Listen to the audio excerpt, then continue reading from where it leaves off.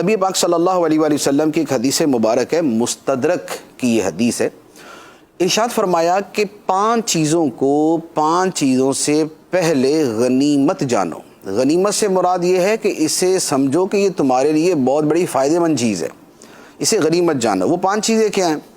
فرمایا بڑھاپے سے پہلے جوانی کو غنیمت جانو۔ بڑھاپا آ جاتا ہے نا تو بندہ کہتا اوہ ہو یار، میں نے اپنی جوانی میں وہ کام کیا ہوتا، وہ کیا ہوتا، یہ کر لیتا، وہ کر لیتا، پھر وہ بڑا سوچتا ہے۔ لیکن جب جوانی تھی تب نہیں کیا۔ ترقی کر سکتا تھا جوانی میں، عبادت کر سکتا تھا جوانی میں، بڑے بڑے کام کر سکتا تھا جوانی میں، لیکن وہ گزر گئی۔ تو اس لیے بڑھاپے سے پہلے عبادت کر لینی چاہیے۔ بڑھاپے میں بھی کرنی چاہیے، لیکن جوانی میں عبادت ہوگی تو بڑھاپے میں ہوگی، ورنہ بڑھاپے میں کمزوری کی وجہ سے کچھ ہو نہیں سکے گا۔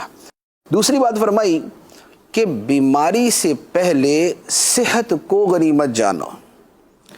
تندرست ہو تو بہت کچھ کر سکتے ہو، بیمار پڑ گئے تو بستر پہ لیٹے رہو گے، کچھ بھی نہیں کر سکو گے۔ لہذا بیماری سے پہلے صحت کو اللہ کی نعمت جان کے اس سے جتنا فائدہ اٹھا سکتے ہیں وہ اٹھا لیں، یہ دوسری بات۔ تیسری بات فرمائی کہ تنگ دستی سے پہلے مالداری کو غنیمت جانو۔ وہ کیسے؟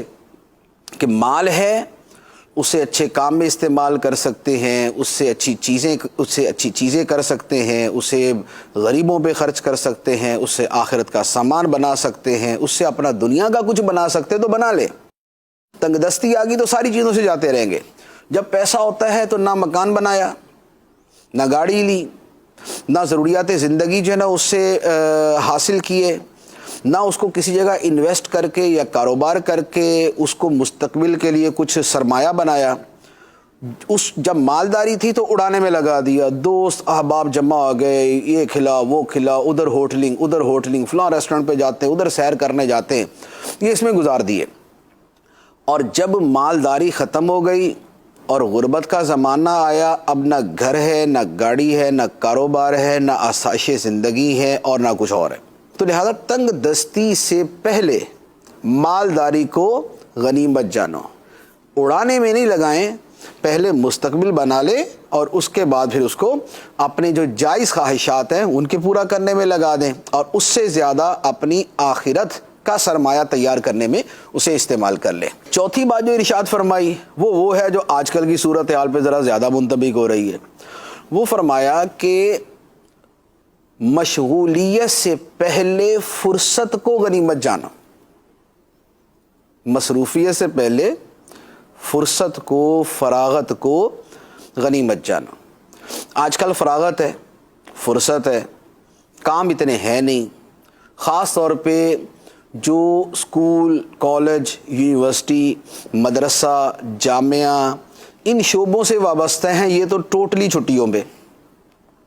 اچھا، اس کے بعد جو سرکاری نوکریوں پہ ہیں وہ بھی چھٹیوں پہ، اس کے بعد جو پرائیویٹ اداروں میں کام کرتے ہیں وہ بھی آن اینڈ آف ایک فرصت کے لمحات گزار رہے ہیں۔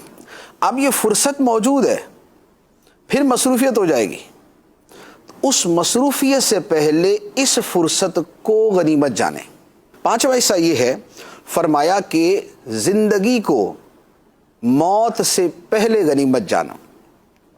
آج زندہ ہیں، بہت کچھ کر سکتے ہیں، دنیا کا بھی، آخرت کا بھی، اولاد کا بھی، بیوی بچوں کا بھی، رشتہ داروں کا بھی، سب کا بہت کچھ کر سکتے ہیں، مخلوق کے لیے، انسانیت کے لیے، مسلمانوں کے لیے آج بہت کچھ کر سکتے ہیں جب کہ آپ زندہ ہیں۔ کوچ کر گئے تو کر گئے، اب نہیں کچھ ہو سکتا۔ تو لہٰذا موت سے پہلے زندگی کو غنیمت جانو کہ موت کے بعد بندہ ایک مرتبہ سبحان اللہ پڑھنے کے لیے ترسے گا کہ ایک موقع مل جائے، ایک مرتبہ سبحان اللہ کہہ لوں، ایک مرتبہ سبحان اللہ وبحمدہ سبحان اللہ العظیم کہہ لوں، ایک مرتبہ الحمدللہ کا کلمہ پڑھ لوں، کیونکہ یہ وہ کلمہ ہے جو میزان عمل کو قیامت کے دن جس میں اعمال تولے جائیں گے، یہ اس کے نیکیوں کے پلڑے کو ثواب سے بھر دے گا۔ ایک کلمہ، یہ وہ کلمہ ہے کہ جو آسمان و زمین اور اس کے درمیان کی جگہ کو ثواب سے بھر دیتا ہے، لیکن جب تک زندہ ہیں تب تک ہی پڑھ سکتے ہیں، موت کے بعد نہیں پڑھ سکتے۔ تو لہذا زندگی کو موت سے پہلے غنیمت جانیں۔